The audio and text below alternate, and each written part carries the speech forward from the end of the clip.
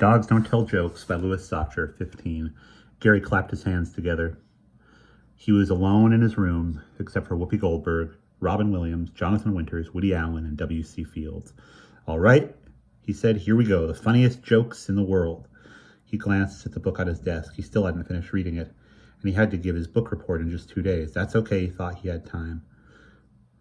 A duck walked into a doctor's office. The doctor said, what seems to be the problem? The duck said, what did the duck say?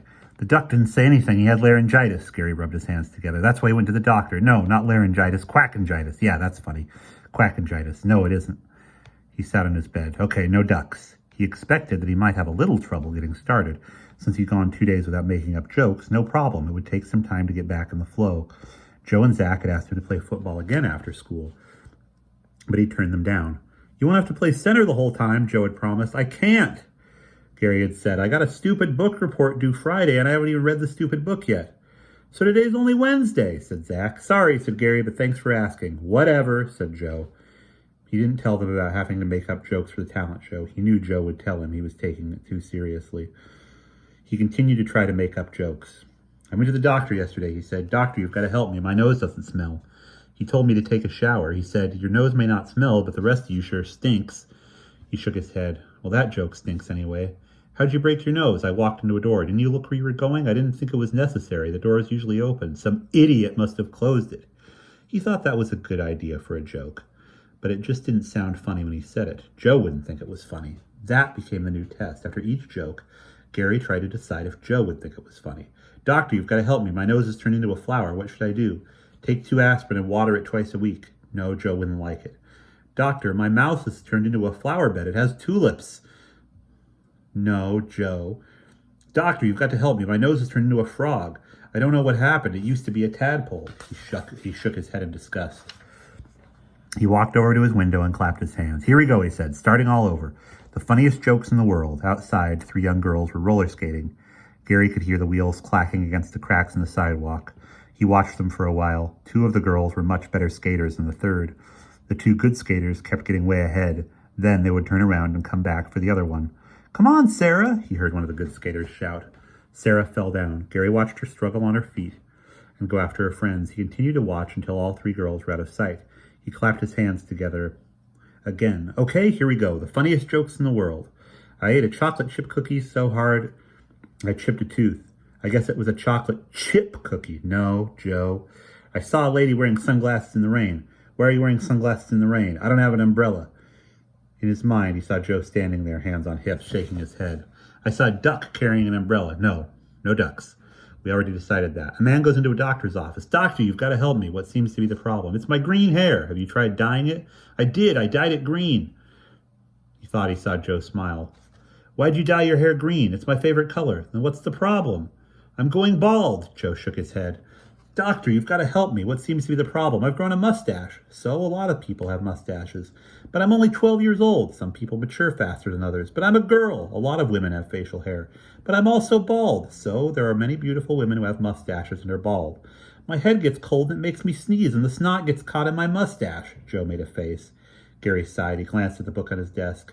How many knees do you have? 3. My right knee, my left knee, and my kidney. For a moment, he thought that one was funny, except he remembered he actually had 2 kidneys. So he'd have to say he had 4 kidneys, and that didn't seem as fun.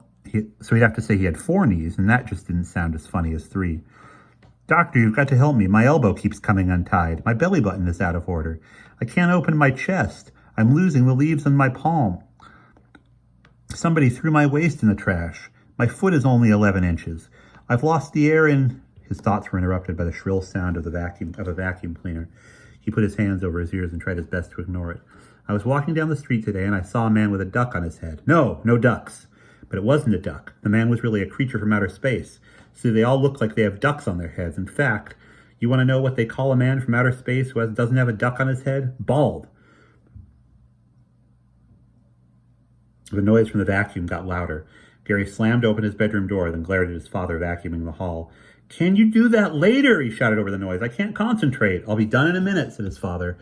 Gary stepped back into his room and shut the door. How am I supposed to make up jokes with that thing going all the time? He looked at the posters on the wall. Robin Williams doesn't have to listen to a vacuum cleaner when he's trying to make up jokes. Maybe I should have played football. The noise from the vacuum cleaner quieted down as Gary's father moved from the hallway into the master bedroom, but Gary could still hear it. Okay, where was I? Ducks. No, no ducks. Have you ever tried to brush your teeth with peanut butter? If he tried real hard, he could still hear the vacuum cleaner. He didn't make up any jokes the next day. He had to prepare his book report, and after that, he just didn't feel like it. None of his jokes seemed funny anymore. He tried to remember some of the best jokes he'd made up over the last 2 weeks, and there wasn't one that was really funny. There were none that would make Joe laugh. No wonder everyone thinks I'm a goon, he said. Friday morning, he presented his report on the book about the pirate and the beautiful maiden. It wasn't that hard. He simply finished reading the book, then told what happened in it. Very good, Gary, Mrs. Carlyle said when he was finished. I must say I was pleasantly surprised. Gary was surprised, too. In the old days, he was trying to think of a funny way to tell about the book, maybe even dress up like a pirate, or more like it, dress up like the beautiful maiden with a wig and a dress.